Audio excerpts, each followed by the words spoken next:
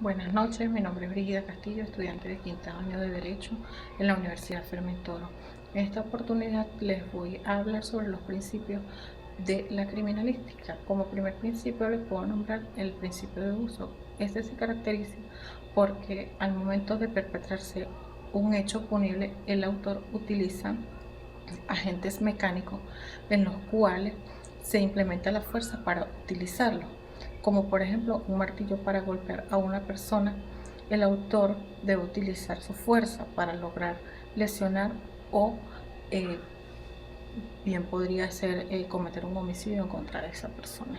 Como segundo principio tenemos el principio de producción, donde en el hecho punible intervienen o se utilizan agentes mecánicos, físicos, químicos o biológicos, donde el causante siempre dejará indicios de haber perpetrado un hecho punible.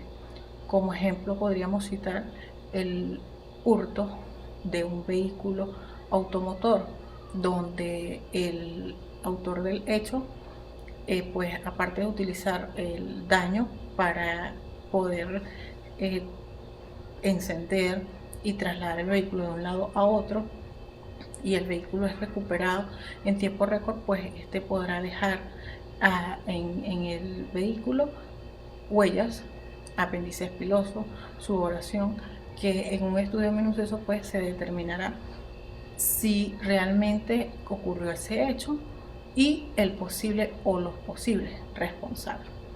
Como tercer principio podríamos decir el principio de intercambio.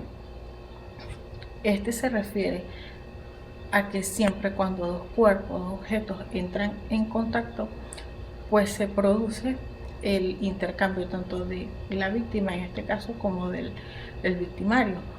Podríamos citar como ejemplo un hecho de violencia sexual donde pues el autor del hecho dejará sobre su víctima o en el lugar del hecho rastros como podría ser cabellos, apéndices pilosos, semen, igualmente sudoración, en lo cual cuando los expertos en los laboratorios le hagan los estudios correspondientes podrán determinar si esa persona realmente fue víctima de lo que alega y la persona a quien señala como responsable a través de la prueba de ADN. Como cuarto principio podríamos decir, tenemos el principio de correspondencia. Este se presenta cuando un agente deja impreso sus características sobre el cuerpo contra el cual impacta. Como ejemplo podría citar pues un accidente de tránsito donde un vehículo impacta con un objeto fijo, donde sobre el vehículo pues quedarán rastros del objeto fijo contra el cual colisionó. Igualmente el objeto fijo le quedarán rastros del vehículo que colisionó para así determinar el daño y el vehículo y el responsable pues como propietario o quien tripulaba el vehículo al momento del hecho. Tenemos el principio de reconstrucción del hecho. Este principio es muy importante para mi parecer. Este recaba las evidencias y los indicios colectados mediante el procedimiento de guía de los principios anteriores, y con en el estudio pues se llega a determinar cómo fueron los hechos. Como ejemplo podría citar un enfrentamiento donde intervienen, pueden ser policía o algunos funcionarios policiales con alguna banda u alguna persona en particular, y con los indicios recogidos, con la evidencia colectada y con el testimonio de testigos, se puede determinar si en realidad hubo un enfrentamiento mediante la medición de la longitud de donde hubo los disparos. También se puede determinar mediante la prueba de trazas de disparo si realmente los funcionarios o igualmente la otra parte involucrada pues accionaron un arma de fuego. Como sexto principio tenemos el principio de probabilidad. Este principio nos acerca a la verdad o posible verdad de los hechos, por cuanto mediante altos, medianos y bajas probabilidad de lo que sucedió.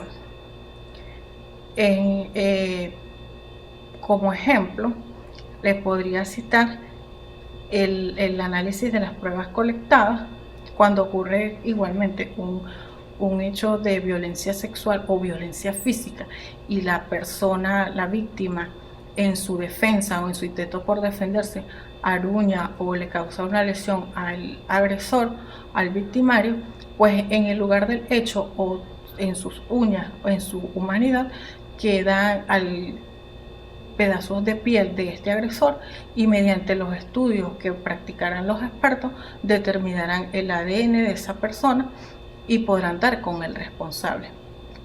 Y como último principio tenemos el principio de certeza, que este nos dice, este consiste en el estudio cualitativo, cuantitativo, comparativo, realizado en el laboratorio minuciosamente de los indicios que fueron colectados en el lugar del hecho.